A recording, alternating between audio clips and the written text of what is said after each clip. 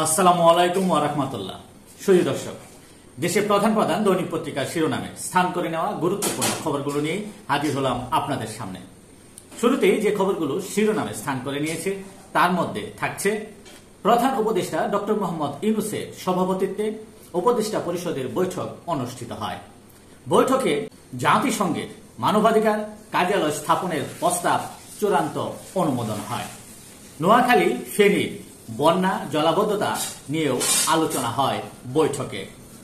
ইসির ১১৫ প্রতীকের নতুন তালিকা, নেই শাপলা। ফের পুরো আসনের ভোট বন্ধের ক্ষমতা চায় ইসি। পোস্টাল ব্যালটে প্রবাসীদের ভোট, অনলাইনে নিবন্ধন, কোনো নির্বাচনে ইভিএম ব্যবহার না করার সিদ্ধান্ত। জুলাই ঘোষণাপত্রের খসড়া প্রস্তুত, সাংবিধানিক স্বীকৃতি দিতে চায় অন্তর্বর্তী সরকার। ঘোষণাপত্রের সাংবিধানিক স্বীকৃতি নয়, রাষ্ট্রীয় স্বীকৃতি চায় বিএনপি।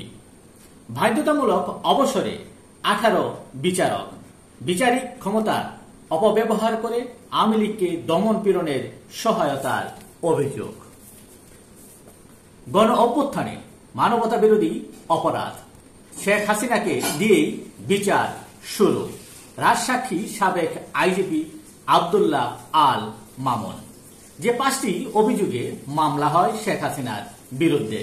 গণভবনের সংবাদ সম্মেলনে উস্কানিমূলক বক্তব্য, হেলিকপ্টার ও প্রাণঘাতী অস্ত্র ব্যবহারের নির্দেশ, রংপুরে ছাত্র আবু সাইদ হত্যা, চানখারপুলে ছাত্র হত্যা, আশুলিয়ায় হত্যা ও লাশ পোড়ানো।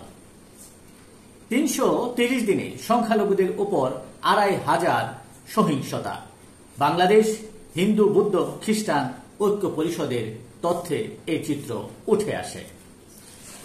জাতীয় নাগরিক পার্টির নেতা নাহিদ ইসলাম বলেছেন, সন্ত্রাস চাঁদাবাজির বিরুদ্ধে সরব হন, কাউকে ছাড় নয়। আপনাদের রিমোট কন্ট্রোল কাদের হাতে তা জানি, ইসিকে হাসনাত আব্দুল্লাহর হুঁশিয়ারি। সব কাজ দ্রুত শেষ করে নির্বাচনের পরিবেশ তৈরি করুন, নির্বাচন কমিশনের প্রতি বিএনপি মহাসচিব মির্জা ফখরুল ইসলাম আলমগীরের আহ্বান। সারা দেশে নির্বাচনী আমেজ, ভোটের ট্রেনে ওঠার তোড়জোড়, প্রতীক বাড়ছে 46টি। প্রধান উপদেষ্টার নির্দেশনাকে স্বাগত জানিয়েছে বিএনপি ও বাম দলগুলো। সংস্কার ও বিচার নিশ্চিত হলে জামায়াতের আপত্তি নেই নির্বাচনে। ডিসেম্বরে যে তারিখ প্রধান উপদেষ্টা ঘোষণা করতে বলেছেন।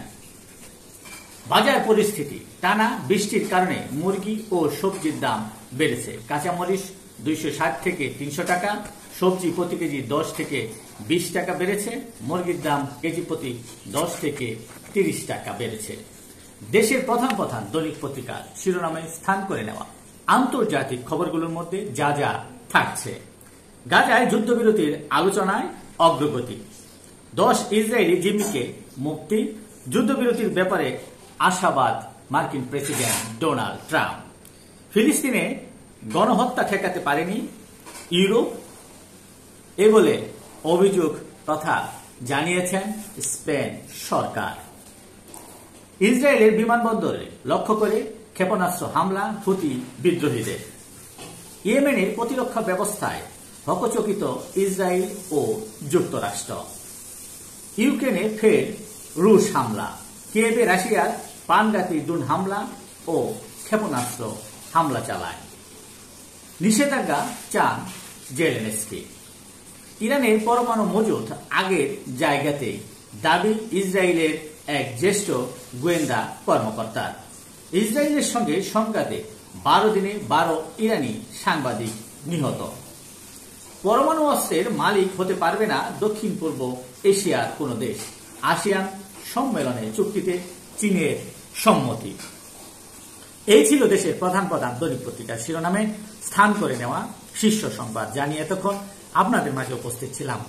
আশা করি আপনাদের ভালোই লেগেছে। সার্বিক খবরের বিবেচনায় যদি আপনাদের কোনো অভিমত, অভিব্যক্তি, সমালোচনা এবং কোনো পরামর্শ থেকে থাকে তাহলে অবশ্যই কমেন্টসে জানাবেন। আজকের মতো এখানে, আবারও দেখা হবে আগামীকাল ঠিক একইভাবে। সে পর্যন্ত অবশ্যই ভালো থাকবেন, সুস্থ থাকবেন। আসসালামু আলাইকুম ওয়া রাহমাতুল্লাহ।